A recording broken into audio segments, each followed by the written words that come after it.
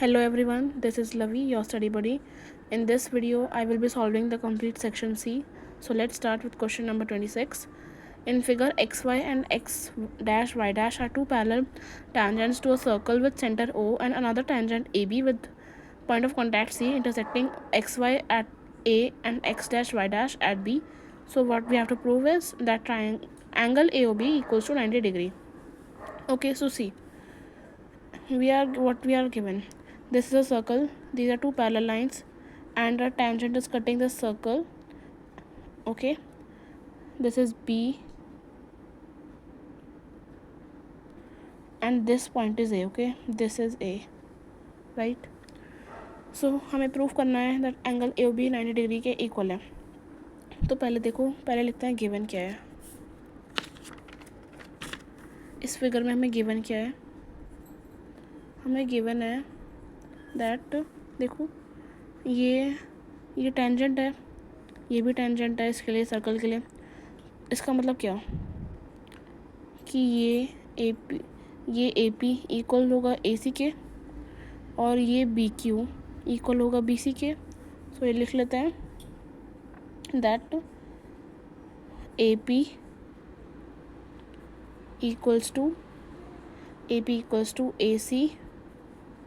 और रीज़न क्या है, as X Y is a tangent and also this AB is also working as a tangent, right? Next, और हमें क्या पता है that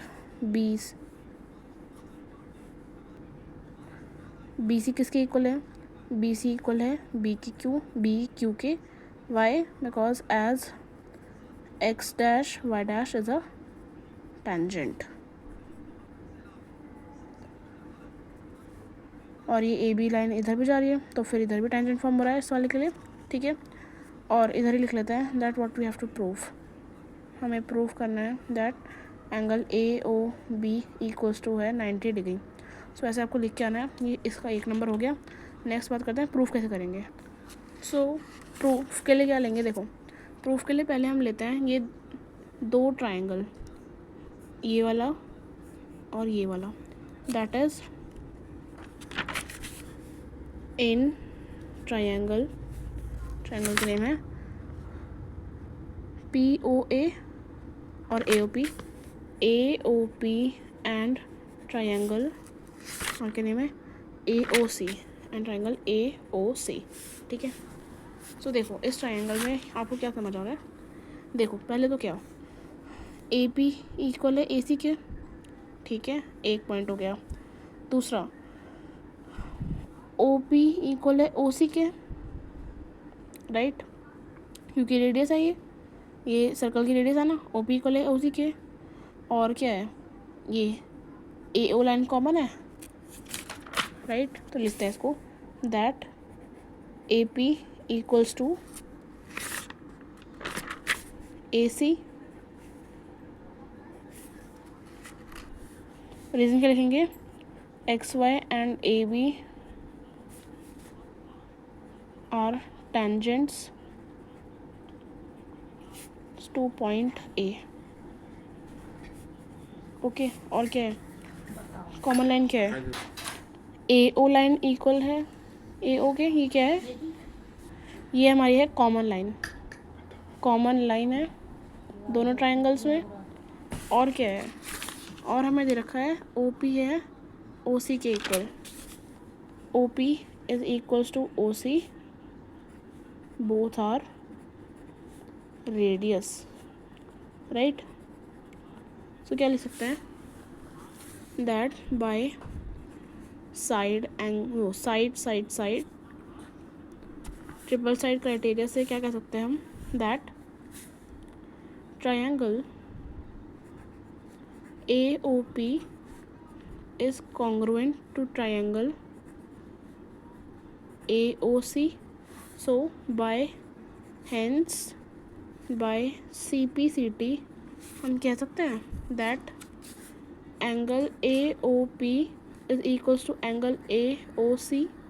अब जब हमने एक प्रूफ कर दिया है कि ये दोनों आपस में कॉन्ग्रुएंट है, तो bye CP/CT angle AOP equal हो गया एंगल AOC के।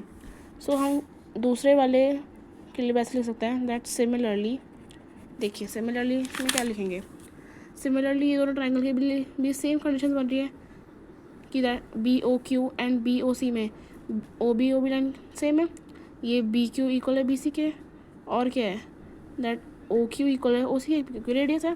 तो ये हमें दोबारा प्रूफ करने की ज़रूरत नहीं है, तो सिमिलरली लिख देंगे दैट ट्रायंगल, नाम क्या है, ट्रायंगल है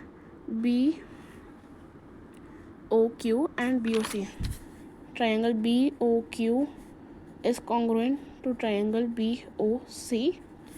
सो इससे भी कह सकते हैं हम by CP/CT that angle BOQ equals to angle BOC। Okay, अब देखो अब क्या करेंगे, हमें 4 एंगल पता चल गए हैं जो आपस में इक्वल हैं, बट हमें प्रूफ करना है कि AOB मतलब ये पूरा AOB ये किसकी इक्वल है, 90 डिग्री की इक्वल प्रूफ करना है हमें, राइट। तो कैसे करेंगे, देखो ये स्ट्रेट लाइन है और स्ट्रेट लाइन पे सारे एंगल्स का सम कितना होता है 180 डिग्री। तो मतलब इसके पास कितने एंगल बन रहे हैं, इस पे 4 एंगल आ रहे हैं, ये वाला एंगल, ये एंगल, ये एंगल, ये एंगल, सारे एंगल्स का ये 4 एंगल मिला के क्या बन रहा है 180 डिग्री बन रहा है, ये वाला नहीं, ये 4 एंगल। ओके, ये और ये सब मिला के वो बन रहा है 180 डिग्री। तो लिख लेते हैं that bye angle sum property what we can say that angle AOP plus angle AOC plus angle BOQ plus angle BOC equals है 180 डिग्री के। अब देखो AOP और AOC आपस में इक्वल है, राइट। तो इन दोनों को मैं लिख देती हूँ दोनों दैट, एक मिनट, ये दोनों इक्वल हैं तो मैं इसको लिख लेती हूँ किसी भी एक को that twice of angle AOC, क्योंकि ये दोनों इक्वल है। यहाँ पे हमने प्रूफ किया था, राइट। ये इसको फर्स्ट मान लेते हैं, इसको सेकंड मान लेते हैं, ठीक है। और प्लस इसको क्या ले सकते हैं, ट्वाइस ऑफ एंगल, इसको BOC ले लेते हैं, twice of angle BOC equals to हो जाएगा 180 डिग्री। अब यहाँ क्या होगा, देखो ट्वाइस ऑफ एंगल, 2 कॉमन आ जाएगा, angle AOC plus angle BOC equals to 180 degree, right. So इधर angle AOC plus angle BOC इधर 2 डिवाइड में जाएगा तो कितना बनेगा 90 डिग्री। अब देखो एंगल AOC और एंगल BOC मेरा क्या बन रहा है, पूरा कंप्लीट एंगल AOB बन रहा है, ये हमें प्रूफ करना था। तो इसको हम ऐसे लिख सकते हैं that angle AOC plus of angle BOC equals to complete angle AOB जो कि बड़ा वाला है angle equals to 90 degree. So यही हमें प्रूफ करना था, सो हैंस प्रूफ हो गया जो हमें प्रूफ करना था, राइट। सो इसमें इस वाली वीडियो में विजुअल इम्पेयर्ड वाले क्वेश्चंस बाद में करेंगे, पहले जो बाकी सारे नॉर्मल क्वेश्चंस हैं वो कर लेते हैं। एक क्वेश्चन तो कंप्लीट हो गया ना। सो ये वाला इंपॉर्टेंट क्वेश्चन था 3 मार्क्स के लिए, बट ईजी था। चलो नेक्स्ट क्वेश्चन देखते हैं। देखो नेक्स्ट क्वेश्चन क्या है, ये आपका वो केस स्टडी आती है ना, उसमें भी आ सकता है एक तरह से, मतलब ये वो LCM और HCF वाला क्वेश्चन है। सो रीड करते हैं that in our workshop the number of teachers of English, Hindi and Science are 36, 60 and 84 respectively. Find the minimum number of rooms required if in each room the same number of teachers are to be seated and all of them being of the same subject. So देखो पूरे question से कोई मतलब नहीं है, main क्या है number of teachers, सब टीचर्स दे रखे हैं, सब्जेक्ट्स दे रखे हैं, ये मेन डेटा क्या है 36, 60 एंड 84, और क्या फाइंड करना है minimum number of rooms find करना है।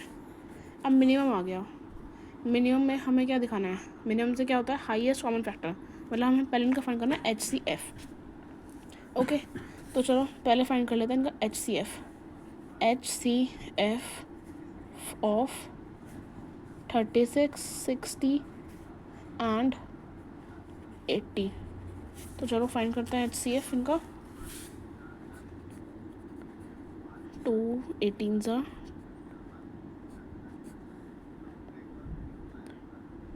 2 9 ज़ा, 3 3 ज़ा एंड 3 1 ज़ा। ओके, अब 60, 2 30 ज़ा, 2 15 ज़ा, ये 3 5 ज़ा, 5 1 ज़ा, नेक्स्ट इज 80, 2 40, 2 20, 2 10, 2 5, ये 5 सही रहेगा, 5 1 ज़ा 5। ओके, सो देखो अब HCF के लिए क्या करते हैं, इन सब में जो कॉमन होगा वो, तो देखो क्या क्या कॉमन है।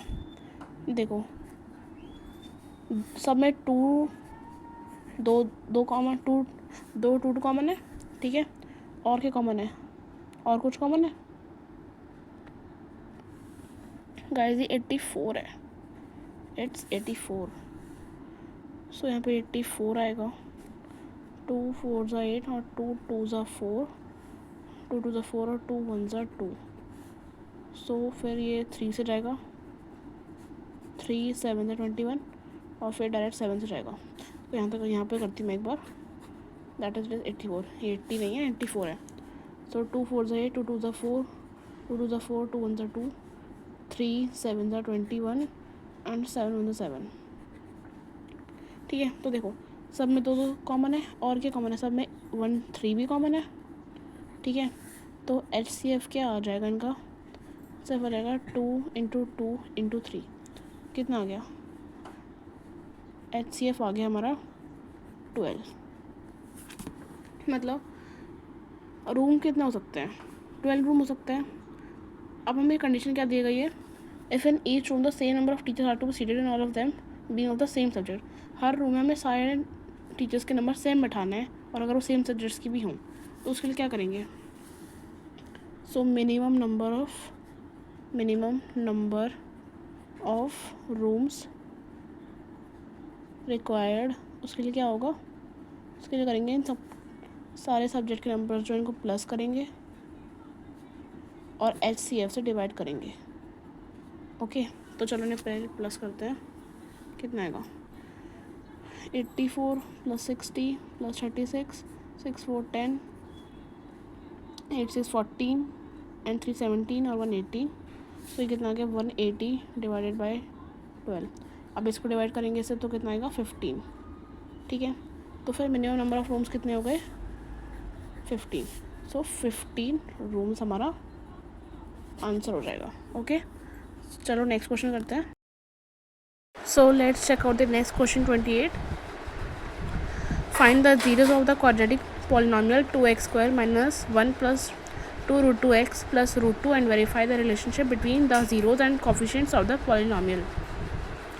ओके, तो हमें क्या क्वाड्रेटिक पॉलिनॉमियल के दे रखा है, 2x² - 1 + 2√2x + √2। ठीक है, तो पहले इसके ज़ीरोज़ निकाल लेते हैं जो अपन बोला है, फाइंड द ज़ीरोज़।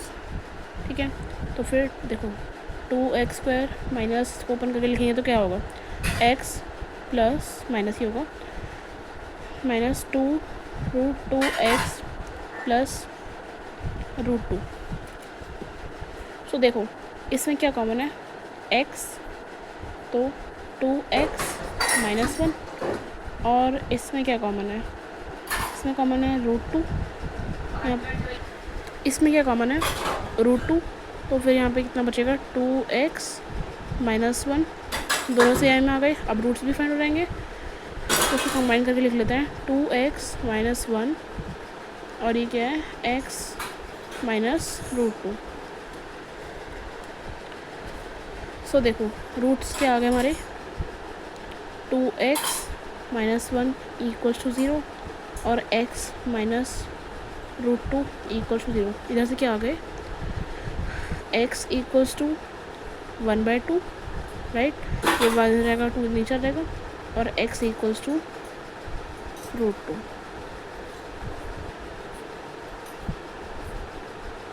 ये 2 रूट्स आ गए हमें।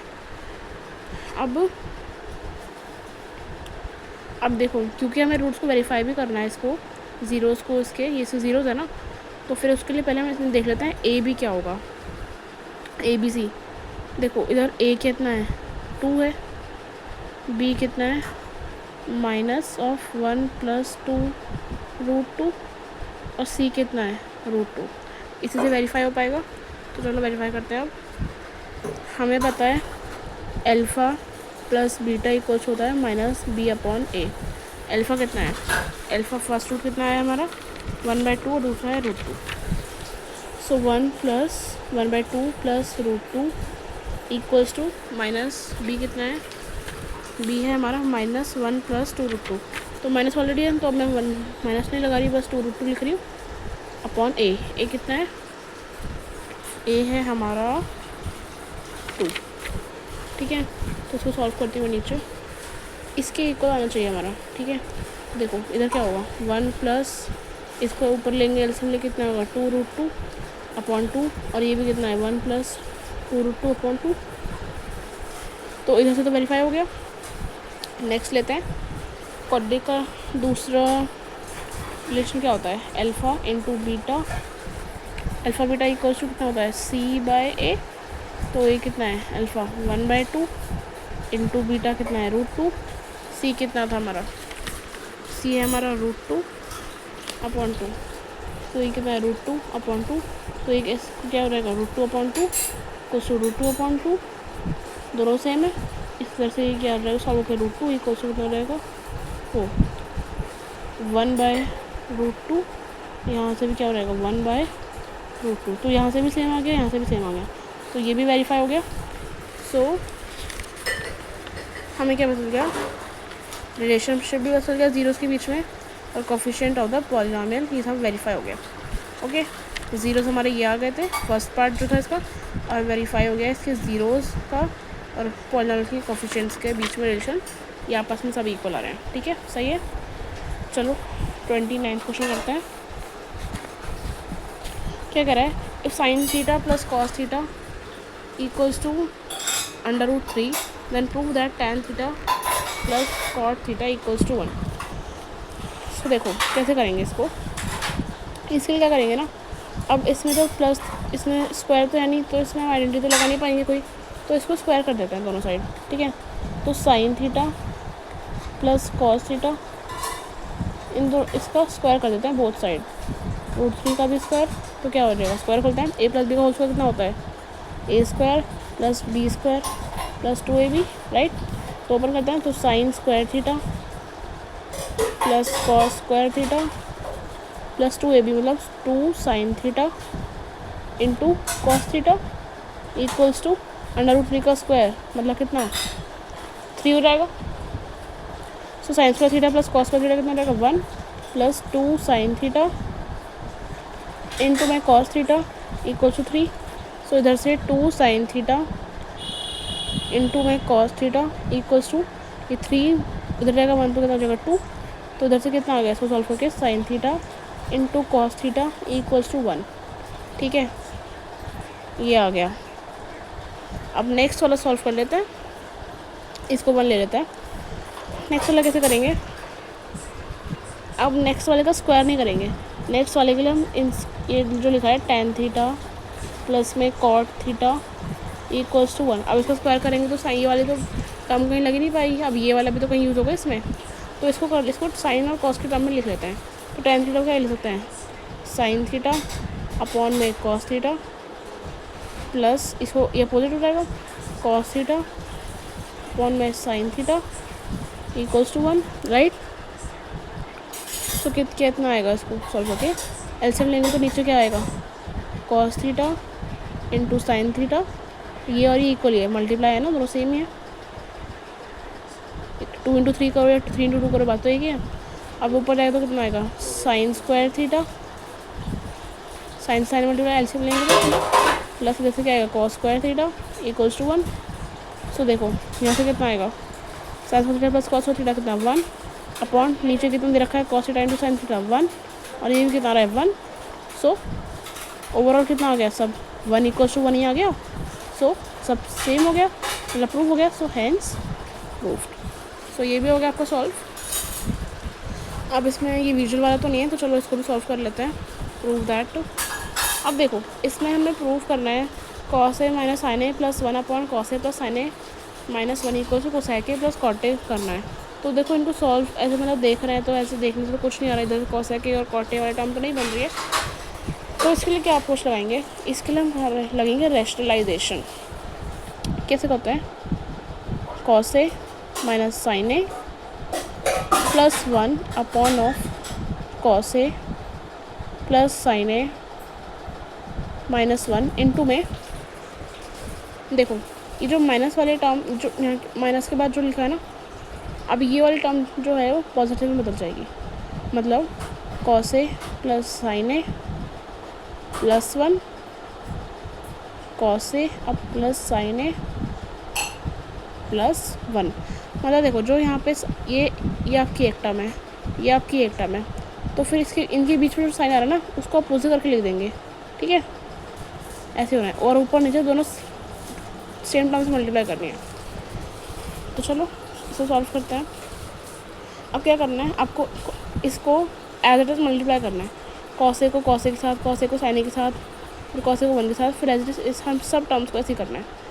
तो चलो कॉस ए को कॉस ए के साथ कितना करेंगे तो कितना आएगा, cos square A plus cos A sign ए, फिर कॉस ए को 1 के साथ तो कॉस ए राइट, फिर minus sine A cos A, फिर माइनस साइन स्क्वायर ए, फिर माइनस साइन ए, फिर 1 के साथ आता है अभी तो plus cos A plus sine A plus 1।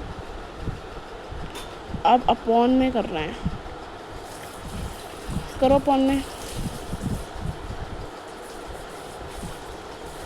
Cos square A plus cos के कॉस प्लस अब कॉस की साइन के साथ तो कॉस ए साइन ए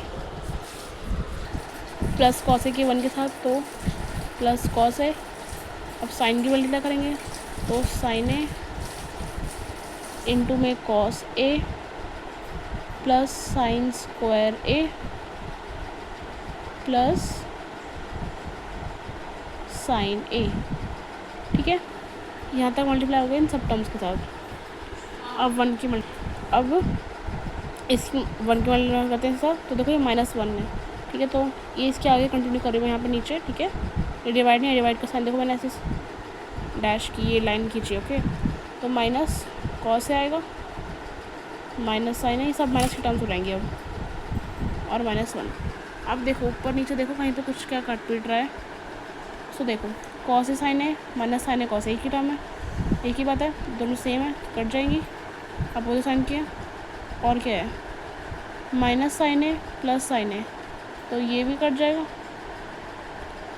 और ऊपर नीचे कट रहा है कुछ, ये माइनस साइन स्क्वायर है कॉस ये प्लस कॉस स्क्वायर, ये तो नहीं होता, ये 1 भी नहीं बनेगा। और ये ऊपर क्या बनेगा, कॉस स्क्वायर है माइनस साइन स्क्वायर है प्लस 2 कॉस है प्लस 1। नीचे देखता हूँ क्या होगा, कॉस से ये माइनस कॉस है ये कटेगा, और क्या है ये तो आपस में ये देखो ये भी नहीं बनेगा, हाँ प्लस का साइन है माइनस का साइन है कैंसिल। चलो तो इसको जो भी काट के बचा है उसको लिख लेता है राइट साइड।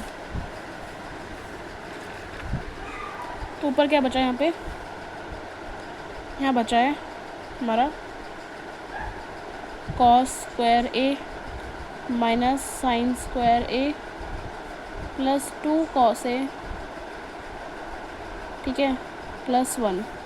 और नीचे क्या बचा है, नीचे बचा है cos square A plus sign square ए, और बचा है plus 2 sine A cos A, और बचा है हमारा माइनस का 1। सो देखो ये सारे टर्म्स बचे ऊपर, एक बार चेक कर लेते हैं। ये कॉस स्क्वायर है और ये 2 साइन है cos A plus sine square है, ठीक है, और नीचे 2 साइन है कॉस है बस। सो देखो ये कॉस स्क्वायर है प्लस साइन स्क्वायर है इक्वल टू कितना होता है, साइन आइडेंटिटी होती है हमारी फर्स्ट, साइन स्क्वायर है प्लस कॉस स्क्वायर है इक्वल्स टू 1। तो फिर ये 1 और ये मिल के 1 और ये माइनस का 1 कैंसिल हो जाएंगे आपस में, उसको डायरेक्टली कैंसिल कर रही हूँ, ये 1, क्योंकि जो क्या है इक्वल्स टू 1 होता है ना, राइट। बट ये कॉस स्क्वायर है माइनस साइन स्क्वायर है, ये 1 नहीं होगा क्योंकि अपोजिट्स ये इसका साइन लगे, इन दोनों के बीच में प्लस का साइन होना चाहिए था 1 बनने के लिए, ठीक है। तो चलो जो बचा है उसको ले लेते हैं, cos square A minus sine square A plus 2 cos A plus 1 upon क्या बचा है नीचे, बस बचा है 2 साइन ए और कॉस ए। देखो इसके बाद कॉस स्क्वायर ए माइनस साइन स्क्वायर ए है, इसमें ये जो कॉस वाली टर्म है इसको पहले पास में लिख लेते हैं, कॉस स्क्वायर ए यहाँ पे है, यहाँ पे कॉस है, कॉस वाली टर्म पास में लिख लेते हैं, cos square A plus 2 cos A minus sine square A plus 1 upon में 2 sine A into cos A.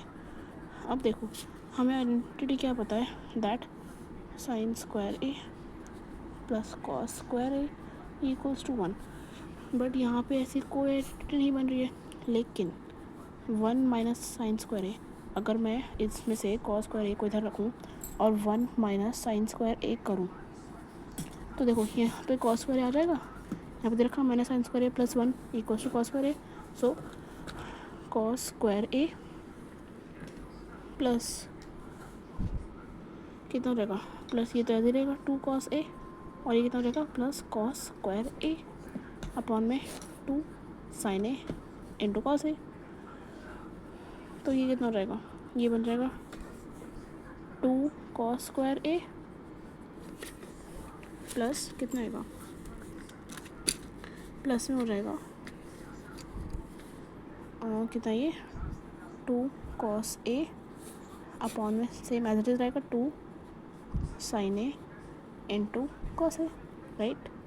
अब देखो इधर 2 कॉस ए कॉमन है तो 2 कॉस ए लेते हैं, 2 कॉस ए, ओके। यहाँ कितना हो जाएगा कॉस ए प्लस 1 अपॉन में कितना हो जाएगा, यहाँ नीचे एज इट इज़ रहेगा 2 sine A into cos A, right.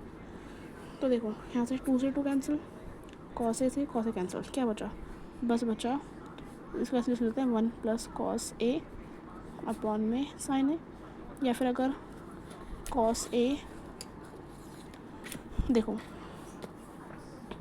अगर कॉस ए प्लस 1 अपॉन में साइन ए होता तो फिर क्या लिखते हैं, इसको लिखते ना कॉस ए अपॉन में sine A plus of 1 upon sine A, तो क्या हो जाता है, ये हो जाता cot A plus cosec A, but हमारे आंसर में जो प्रूफ करना है उसमें पहले कोसेक ए है तो मैंने इसको रिवर्स में लिख लिया 1 plus cos A 1 sine A, हालांकि प्लस में cosec A plus cot A लिखो या cot A plus cosec A लिखो एक ही बात है, बट हम इसको ऐसे कर लेते हैं 1 को पहले लेके, तो कितना बचा 1 अपॉन साइन ए, अब अलग अलग करेंगे तो कितना होगा 1 upon sine A plus cos A upon में साइन ए, तो कितना आ जाएगा, हमारा आंसर आ जाएगा that is cosec A plus cot A, right. So hence proved, so ये हो गया हमारा प्रूफ।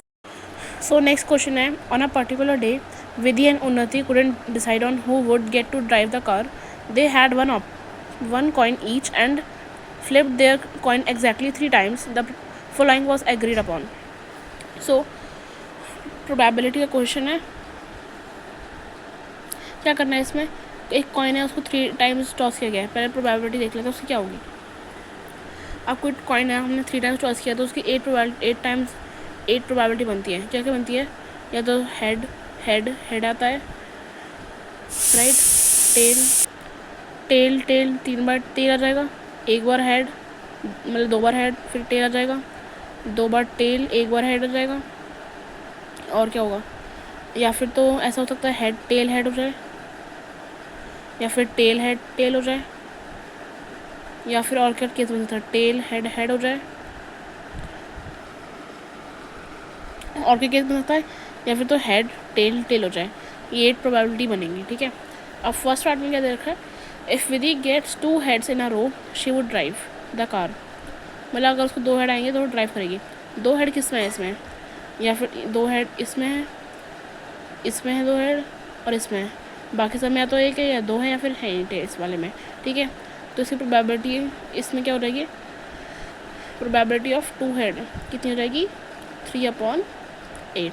टोटल कितनी है, टोटल तो 8 है ना, ठीक है। नेक्स्ट कह रहा है if Unnati gets a head immediately followed by a tail she would drive the car. मतलब अब उन्नति कब ड्राइव करेगी, कि जब हेड मिल जाएगा टेल के जस्ट बाद। तो देखो टेल के जस्ट बाद हेड, टेल के जस्ट बाद हेड किस में आ रहा है, इसमें नहीं है, इसमें नहीं है, इसमें नहीं है। टेल के जस्ट बाद हेड 1, टेल के बाद हेड 2, टेल के बाद 3, 4 केस बन रहा है। सो इस प्रोबेबिलिटी कितनी हो जाएगी,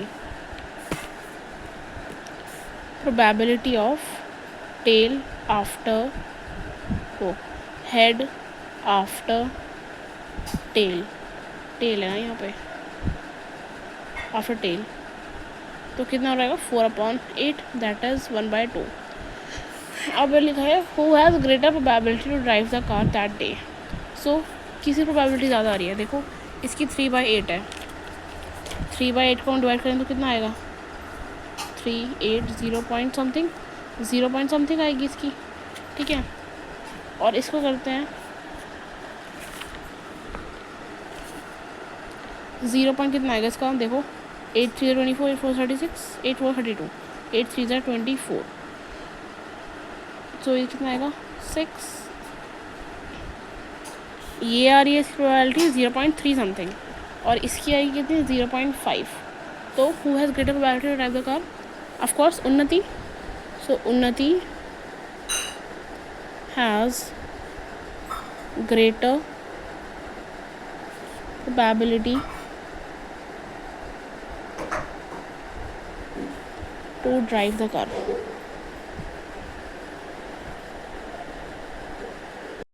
इसमें रीज़न क्या देंगे, बिकॉज प्रोबेबिलिटी ऑफ उन्नति कितनी है, उन्नति की प्रोबेबिलिटी है 0.5 which is greater than probability of Vidhi which is कितनी है ये, वो 0.37। सो ये आपका जस्टिफिकेशन हो गया, ओके, जस्टिफाइड। नेक्स्ट क्वेश्चन क्या कह रहा है, the monthly income of Aryan and Baban are in the ratio 3:4 and their monthly expenditures are in ratio 5:7। If each ये क्या saves ₹15,000 per month, find their monthly income. तो देखो मंथली इनकम फाइंड करनी है हमें। अब मंथली इनकम क्या होगा, अब मंथली इनकम कैसे निकलती है, देखो मंथली इनकम कैसे निकलती है, equals to savings plus expenditures, right. और हमें क्या निकालना है, मंथली इनकम ही निकालना है हमें इनका। तो चलो पहले जो ये क्वेश्चन बनी हुई है उसको देखते हैं, लेट कर लेते हैं। Let the monthly income of Aryan and Baban in the ratio 3:4। Monthly income BX और क्या कर लेते हैं, एक्सपेंडिचर्स को लेट कर लेते हैं Y। सो अब हमें सेविंग आ रही है हमारे पास। अब हमसे कहा गया है कि each save 15,000 rupees per month, मतलब इक्वेशन कैसे बनेगी, अगर हम मंथली इनकम में से एक्सपेंडिचर्स को माइनस करते तो सेविंग आ जाएगी, और दोनों एक्सपेंडिचर और इनकम करने के बाद कितना आ रहा है, सेविंग 15,000 ही हो रही है दोनों केस में। तो देखो इक्वेशन बनेगी ऐसे, दैट 3x ये हो गई आर्यन की income, monthly income, right, 3x minus उसका एक्सपेंडिचर कितना है 5y, कितना आ रहा है, सेविंग कितनी आ रही है 15,000, और बबन की कितनी आ रही है 4x minus 7y equals to 15,000, ये भी 15,000 है। तो अब देखो अब इसका एलिमिनेशन मेथड सॉल्व कर लेंगे। कैसे करते हैं, इसको मल्टीप्लाई कर लो 4 से, इसको मल्टीप्लाई कर लो 3 से, तो ये एक्स वाली टर्म इक्वल हो जाएगी। तो देखो क्या आएगा, 4 3 सा 12x minus 20y equals to 0 0 4 5 से 20, सो ये 60,000।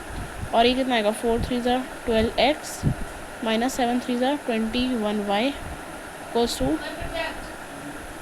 तो 15 से कितना हो जाएगा ये 45। अब सॉल्व कर लेते हैं इन इक्वेशंस को। तो देखो माइनस प्लस माइनस, तो ये कैंसिल हो जाएगा, ये 21 माइनस 20, तो ये y बचेगा, y इक्वल्स टू 1, ये ना रहेगा 15,000। अब एक एक्स के टर्म में एक्स इसको प्लस एक इक्वेशन पुट कर देते हैं। मान लो ये इक्वेशन फर्स्ट है, ये सेकंड है, तो मैं फर्स्ट वाले में पुट करूँगी, उसमें टर्म थोड़ी छोटी है, ठीक है। So 3x minus 4 5y equals to 15,000। So 3x minus y की वैल्यू पता चली हमें 15,000, सो इसको रखते हैं इक्वल्स टू 15,000 है।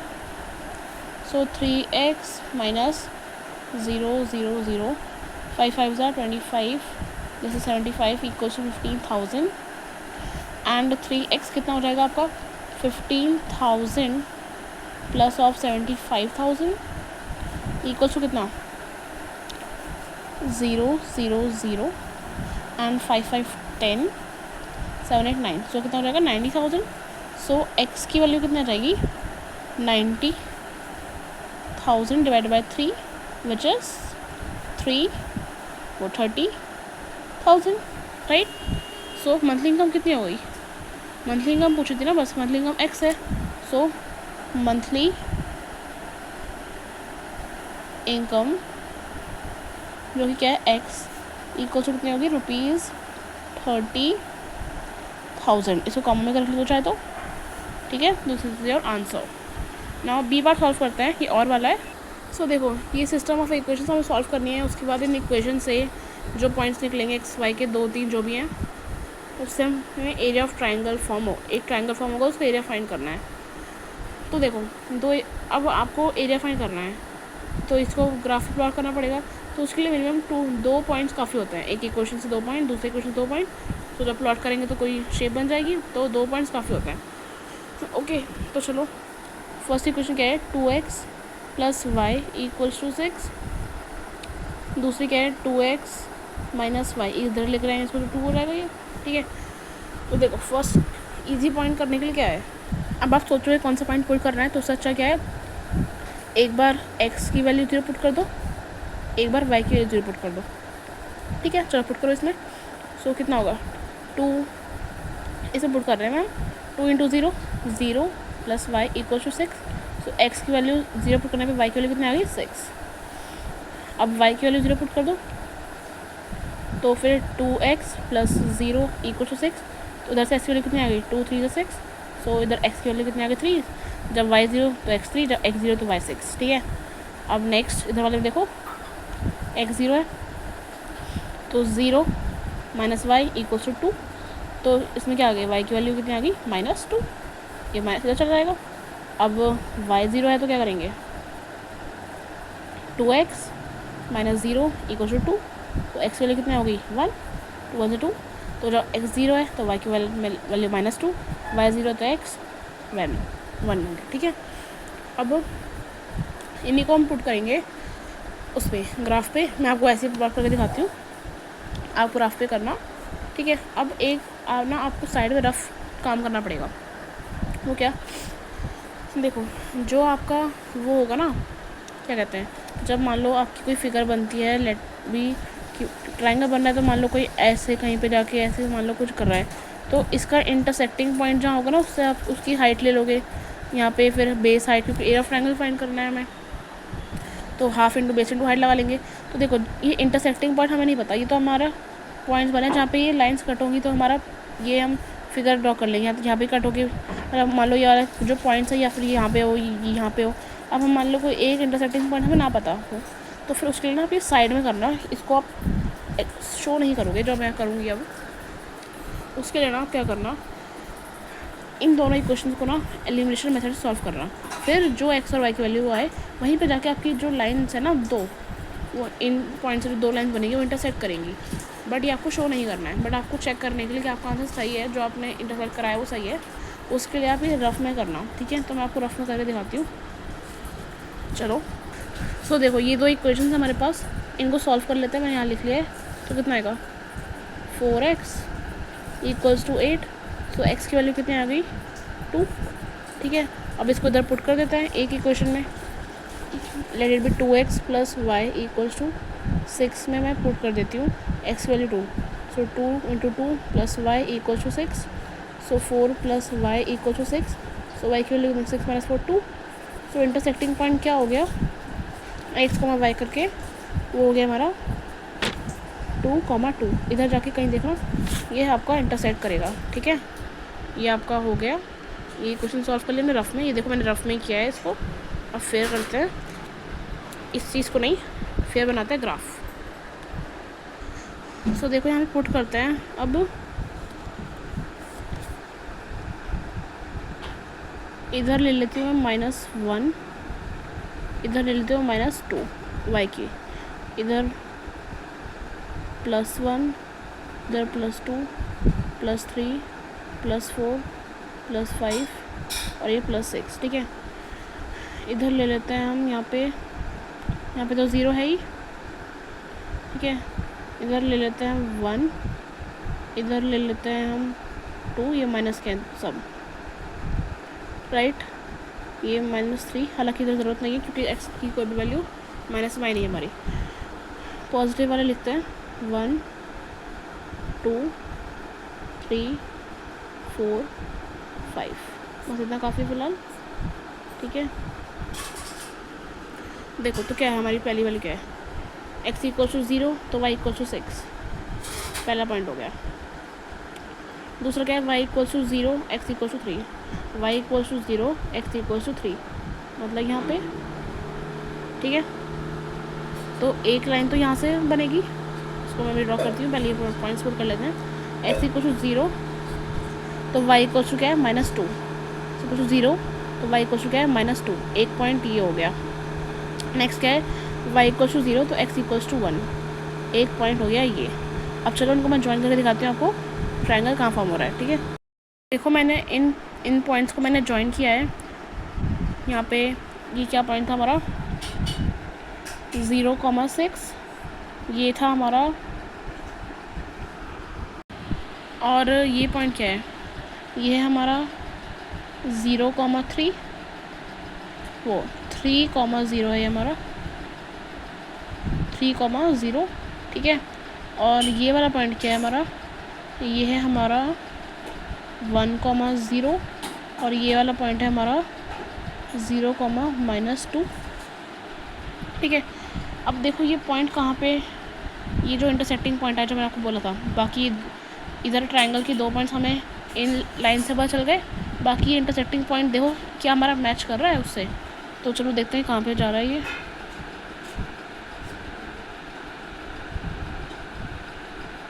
सो देखो ये इंटरसेक्ट हो रहा है एट 2,2, 2,2, और हमने जो फाइंड किया था रफली, वो क्या था, रफली जो निकाला था वो भी 2,2 ही आया था, है ना। मतलब हमने जो सॉल्व किया है वो सही है, और हमारा रफली, क्योंकि हमारा रफली आंसर भी सेम था और ये बाय प्लॉटिंग भी सेम आंसर आया है। तो चलो अब एरिया ऑफ ट्रायंगल फाइंड कर लेते हैं। एरिया ऑफ ट्रायंगल क्या होता है, half into base into height. तो देखो इसमें बेस कितना है, बेस है ये 1 से लेकर 3 तक, और हाइट कितनी है 2 सेंटीमीटर। चलो तो आगे करते हैं सॉल्व। एरिया ऑफ ट्रायंगल कितना होता है, area of triangle, area of triangle find करना है। राइट एंगल ट्रायंगल ये उधर वो, ठीक है। एरिया ऑफ ट्रायंगल है half into base into height.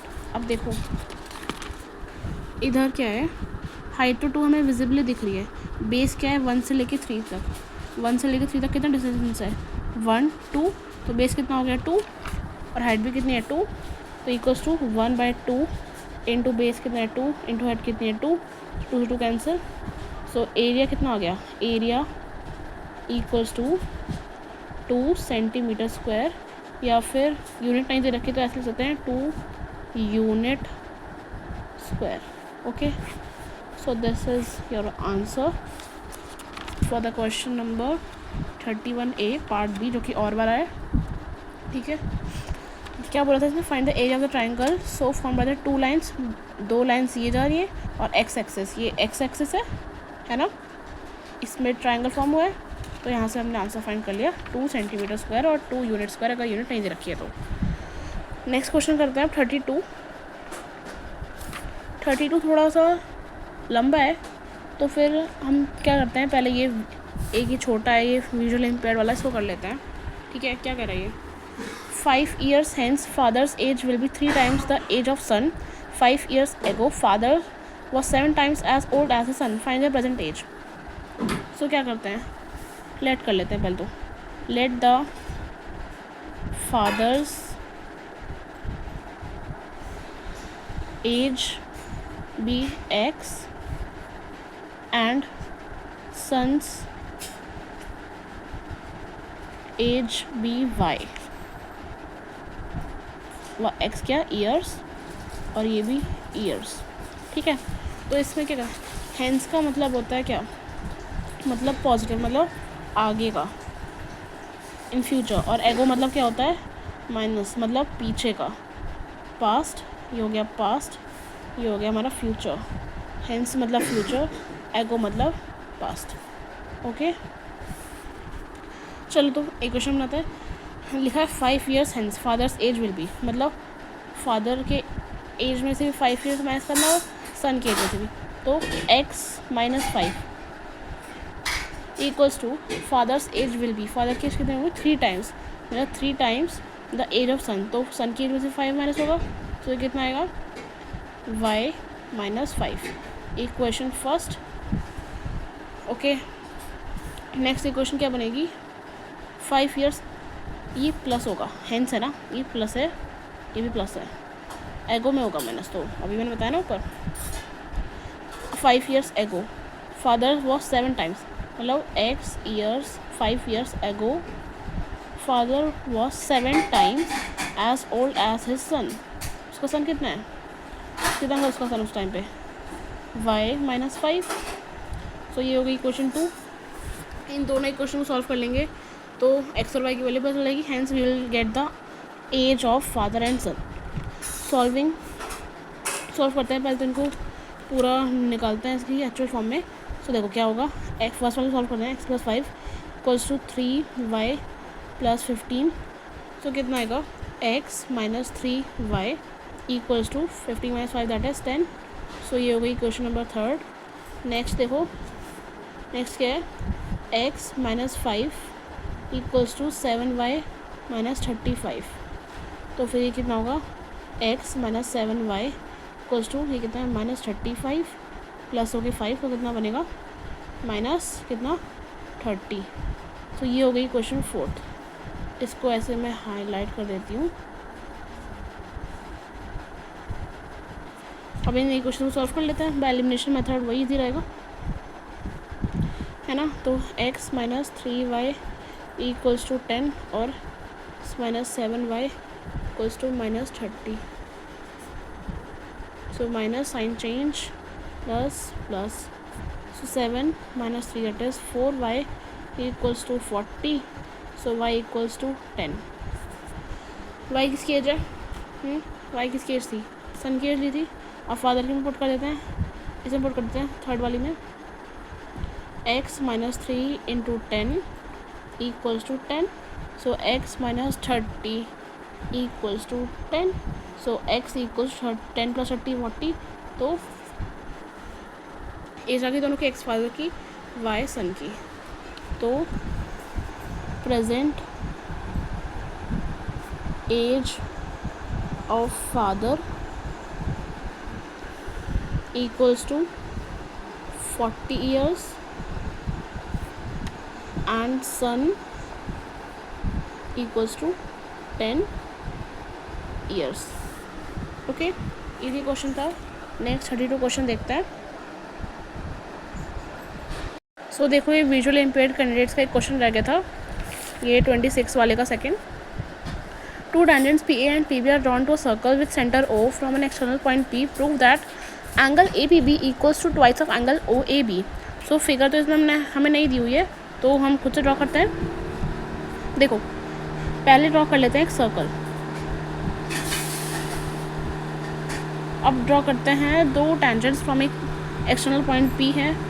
तो फिर चलो ड्रॉ करते हैं. टेंजेंट इसको ऐसे लिख जाता है, सही गलत ना बने.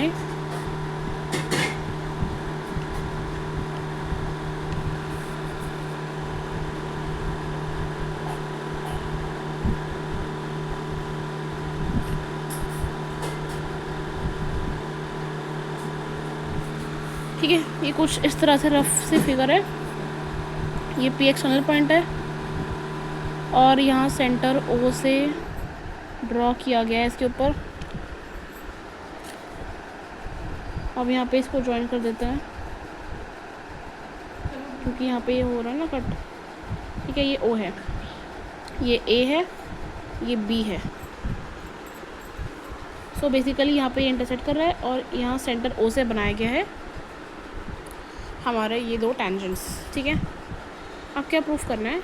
That APB, that means triangle, वो एंगल APB, मतलब इसको लेट कर लेता है angle 1 equals to also angle OAB मतलब इसको, एक मिनट, इसको लेट कर लेते हैं हम angle 2 twice of angle OAB.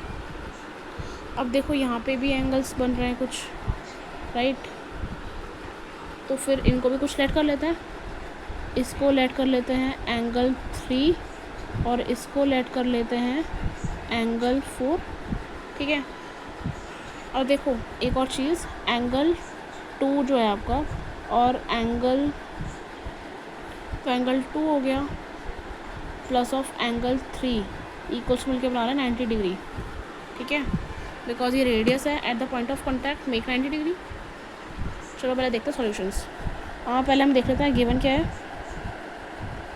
Given है हमें that PA equals to PB because दोनों टेंजेंट्स है, right. PA equals to PB, both are tangents. As both are tangents, दोनों tangents हैं हमारे. So देखो ये PA और PB PA equals to PB means angle 3 equals to angle 4 हो जाएगा. But it means that triangle APB is an isosceles triangle, right? Isosceles triangle. So which means that angle 3 equals to angle 4. So देखो और क्या पता है हमें, यही पता है. ठीक है, और ये मैंने आपको बता ही दिया that angle 2 plus angle 3 equals to होगा 90 degree because radius at point of contact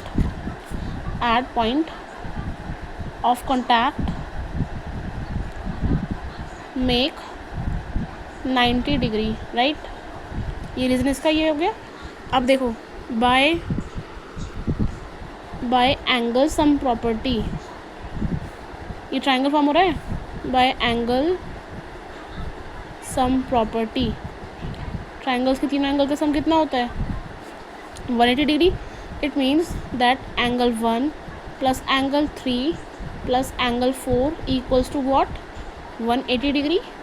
अब देखो इसमें हमें क्या चाहिए, angle A P B means क्या है. इसको हम देखो, इसको हम और कैसे लिख सकते हैं, इसको हम लिख सकते हैं that angle 1 equals to twice of angle O A